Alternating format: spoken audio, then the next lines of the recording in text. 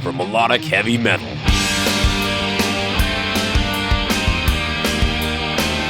Playing it heavier, louder,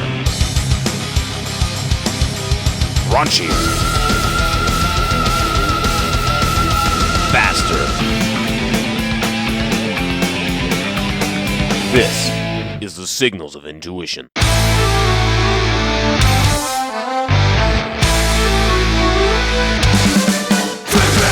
There's Protokult right there with their latest single, Get Me a Beer, off of their brand new record, No Beer in Heaven. You're listening to the Signals of Intuition, your home for melodic hard rock and heavy metal. And tonight on the show, we have the two singers of that band, Martin and Kat, will be joining us on the show. Now, if you don't know Protokult, they're out of Toronto, and they are certainly one of the most unique metal bands I've ever heard. On their record, I know they feature everything from a harp, jaw harp, mandolin, recorder, and many, many other instruments. So let's get those two on the line right now. Hey, Marty and Kat, how's it going? Brandon from Signals of Intuition. How you guys doing? Can you hear us? Yep, I can hear you great. Viva la Deutschland! Yeah, big win yesterday, eh? Not big enough, but it'll do. I guess let's talk about your guys' early influences and sort of how you got started into music. So Marty, do you want to go first? I was never really into music, but as a lad, I used to sing songs traditionally. You know, Christmas songs, polka songs, drinking songs that my parents would always put on. And then the Nintendo came in, so, you know, a lot of those Asian power metal influence guys from, you know, Zelda, Super Mario, I was all about those soundtracks. And then towards high school, I discovered heavy metal, you know, picked up a guitar, luckily got in with the right group of people, and it took off from there.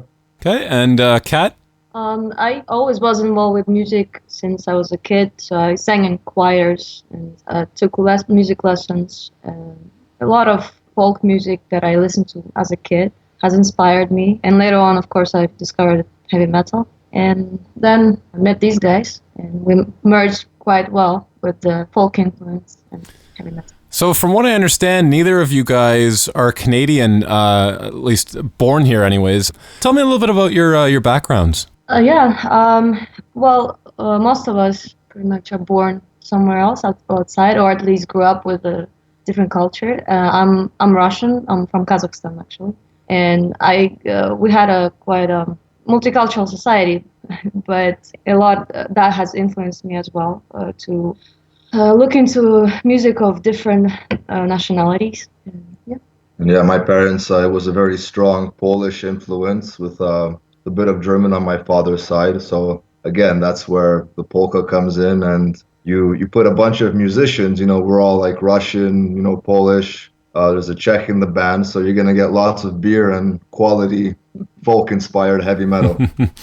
So now, how does the band form initially? You guys, I mean, Protokult's been around for a decade now, right? Yeah, almost a decade now, and like I said, we luckily crossed paths. I crossed paths with Misha, our Russian drummer, in high school, and back then we had absolutely no fucking idea what we were doing. We were just, you know, having a laugh. We did it because, you know, kind of we wanted to get chicks, we wanted to try new things, stay out of trouble. It was very, very therapeutical, and it still is. So after a few years, we found Dave, the bassist, who was also in the same school. And then slowly but surely, we started writing original material. We ended up scrapping a lot, lots of disaster shows, and just numerous lineup changes until about 2010, when we finally got in with the right group of musicians who wanted to continue with this sort of sound. So in 2010, who formed the core of the band then? Back then it was still the original members, myself, Misha, and Dave. And then we had an Irish drunk by the name of Gregor Darwin, who he filled in on keys. And that first record, it was a lot of older stuff, but there's a few moments where you could kind of sense that new direction forming. And I think with Pagan War, some of the older stuff, you can definitely hear it. So Katja and Jackson, Jeremy, our guitarist, they didn't come into the picture until after that album was released. Oh, okay. Now in your music, you guys have an eclectic range of instruments, a lot of stuff not typically found in metal bands, from psaltery, harp, flutes, recorders, jaw harps. What kind of formal training do you guys have on these instruments, and what sort of was the catalyst for incorporating all of this stuff into the band? We actually don't have formal training. We kind of pick up instruments. I collect instruments, actually. So whatever I have, I can sort of wing it a little bit. Same with Martin. I usually prefer a synthesizer, but if it's a nice acoustic instrument and can do the job, then I'm all for it. As for formal training, like I'm quite orally gifted, I've been told, so that's where my jaw harp skills come in. And actually, the only formal training I had was vocal, really. But instruments come in just because I want to give that different sound to the music, and it sounds better than synthesizer, although me and Martin have a lot of arguments about that. So are you both trained in theory then? Because obviously if you have a background in theory, you can sort of kind of pick up anything and learn it fairly quickly. Yeah, I finished my bachelor's of music, so I did go through theory. In my early teens, I was enticed by guitar lessons, classically trained for about 4 years. And then, the arpeggios and scales got boring, and then it's a matter of smashing that apart and really finding your own sound and technique. But you do gotta understand that the approach is very, like, as in the folk music, you go by feeling rather than, notes. It's what do you feel like you can add to the music, rather than sitting down and, figuring out what kind of melody you have to incorporate. Right, so you guys tend to write very much sort of off the cuff, sit down, hey, that sounds cool, let's use that kind of thing. Pretty much, yeah. And then, so Marty, you do the bulk of the writing in the band, right? Correct. How does the writing process and demoing and all that sort of work? Usually, inspiration can, spark in the most random places, usually very nature-inspired. I tend to be away from home a lot, or I was at a certain point in my life. And yeah, sometimes it's just 90% of the time, it's just a riff. That's all it takes, or I'll hear a certain melody. I'll present it to the guys and we'll build on that. Sometimes I polish out complete ideas, and if they love it, great. And if it sucks, then we work on it or we scrap it. Now, on Ancestral Anthems, your style seemed to be more firmly rooted in black metal, and then it seems to sort of have it shifted essentially into more of a folk territory. Was that a natural progression for you guys as songwriters, or was it more deliberate? It's a very good observation, because like I said, the first album, it's a collection of songs that we were still playing in like late high school, early college. And we were like, okay, it needs to come to a point where we should capture this. That's why it's so random. There's like some great thrash moments, some black metal. And then the only real new songs at the time on that record were Pagan War, Crack, Awakening. And you kind of feel that Viking folk shift already happening there. Right. So at this time, were you listening to stuff like Ailstorm and Teresis and all that kind of stuff? Was that sort of... This was about the time of the first Teresis record, but I wasn't really influenced by it. I was already discovering, how can I say this, the pioneers of the genre, like Skyclad. I discovered Arcona a few years earlier, and yeah, that certainly had something to do with it, as well as, Bathory too was a huge influence, Viking era. And then, so what, I guess you can both sort of answer this, but what did the addition of Kat do for the band and its music? I mean, obviously having this female voice adds a dimension, then you've got all the other instruments as well. It was a lovely contribution. At first, she was very criticizing of the sound, and still is, but it's for a good cause. It's constructive criticism, and it's just a breath of fresh air. Nobody wants to listen to a big beast, screaming for half an hour. So she adds a nice contrast, and it always helps when someone is musically trained, and it's just a breath of fresh air, really. Well, for me, it's been great that I've met these guys, because we don't only go into one direction of genres. And, I grew up with gothic metal with, all the operatic or, classically trained females listening to that, but as well folk style. So I've trained in Balkan, like Bulgarian or East Slavic traditional singing. Right. And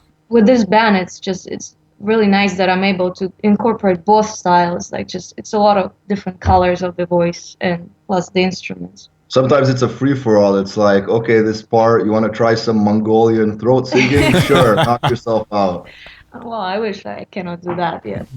That is one thing, though, I have to say that I love about the band personally, is that you guys can, you'll start out with a power metal riff. Halfway through, you're doing some, like you say, Mongolian folk chanting. By the end, you've got a sort of Russian vibe going on, and you just go, wow, I can't believe that was the same song. That is one of the things I find about your music, is it's sort of a journey, and you sort of see where the song's even going to take you. You never know. Sometimes it could start at one place and end up completely different, but it's the journey that is rewarding, Brandon.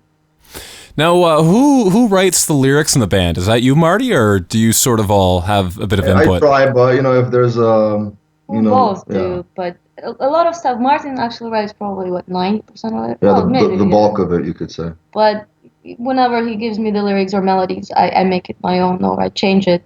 I can't. Like some songs on the new record, for example, you'll see that we did together, and you can right away see that. And some songs, it's just, I don't change a thing. It's the way it is, and it works, and then nobody complains, and it's good to go. Right.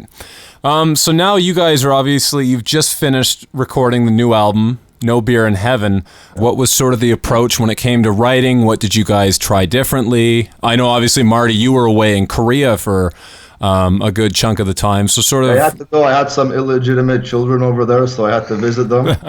And but what happened prior to that? We recorded maybe a demo of 4 songs in 2012. And while I was in Asia, I was kind of communicating with the band, and we realized we have all this other awesome material, and we're like, fuck it, why don't we just make a full record? Who cares about the industry standards, about digital this and that? Let's just get it out there. And when I came back, we wrote 2 or 3 new songs, and we started putting together the whole thing. Which songs were the original 4? I know Father's Word and Get Me a Beer were 2 of them. What were the other 2? The other 2 were Heaven Cast Me Out and Summer's Ode.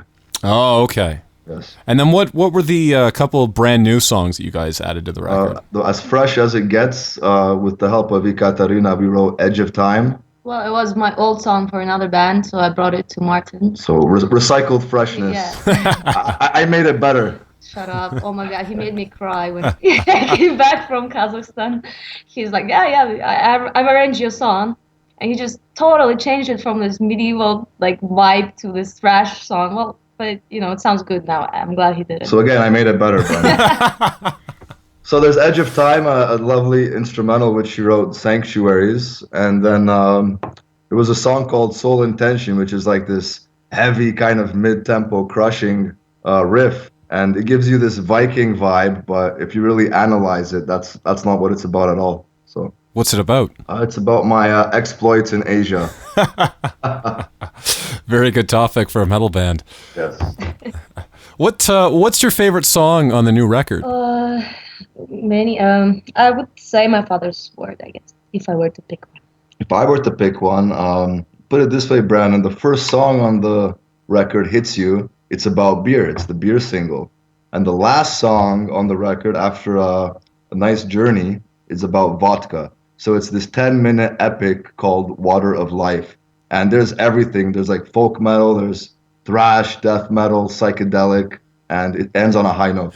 I'm just thinking of what would my favorite be. It changes every day. Truly, I've maybe number 4. It's Flight of the Winged Hussar. It's about the Polish army in 1683, how they drove out the Muslim influence and Swedes as well.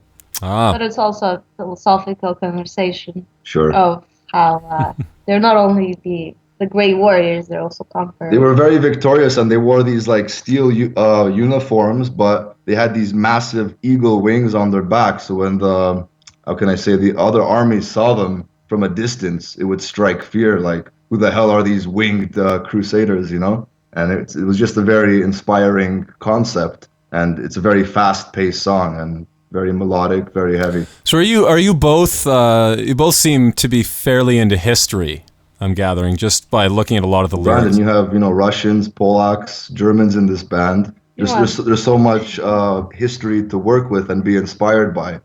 It's as much as I love Canada, technically we're Canadian now. People have to understand that.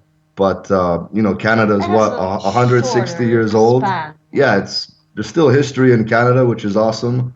But Europe goes back over 1,000 years, and there's bits and pieces that just inspire you and blow you away. So this material is coming out in August, right? Do you guys have the date set for that? The official release date is August 8th, and it'll be a world premiere of the album.